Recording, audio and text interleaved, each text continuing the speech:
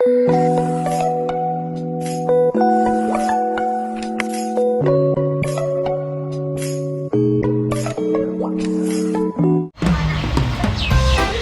guys, good morning. Welcome back to our channel and our video for today guys. Nandito kami sa Sustainable City. Dito ay may magaganap na hindi sure kung mga mura o mahal, pero sobrang mga discounted siya. Nagtanong kami yung 260 something, so 100 dirhams na lang. So discounted ng more than half yung price. So ayun, napapamura kami sa price. Ayun yung dalawa. Ayun, nagtatampo sila.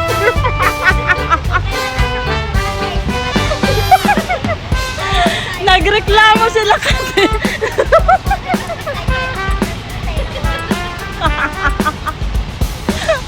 Ayun guys, pinatawan nila ako ng maaga. Nagreklamo sila kasi nasa basurahan daw sila. So, ayun, nakatambay kami kasi hindi pa start ng aming mga duty. Shout out naman sa dalawang ito. Mega love shout out guys sa lahat ng aking mga subscribers. So ayun, kami ay pabalik na doon sa way na mga bazaar. So ayun. Ayun, yung tropa kong walang pera.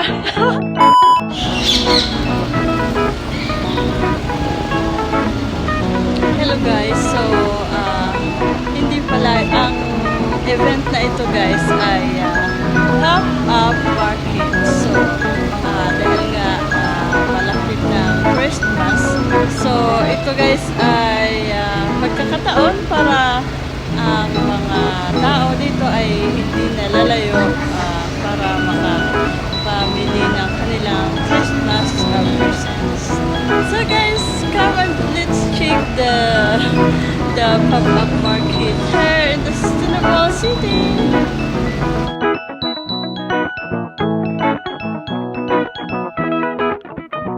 Hanggang tingin lang sila kasi wala silang Ayan, so nag-start pa lang po. Ang gaganda. Ayan, mga ano siya. So mamaya babalikan natin pag ito ay mga naka-arrange na ng maayos. Ay, ang gaganda. So mga kandila. Ayun, siguradong mahal kasi ano siya. Elegant siya, mga dress. Ayun po.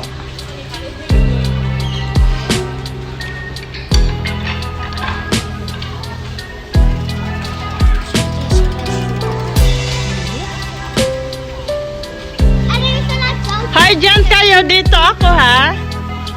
Ayun, may coffee. Ito yung sunglasses. Mga sandals, mga baby dress, mga kandila. Bye-bye! Mga frames. Ay, ito ang cute, ang ganda. Ano na.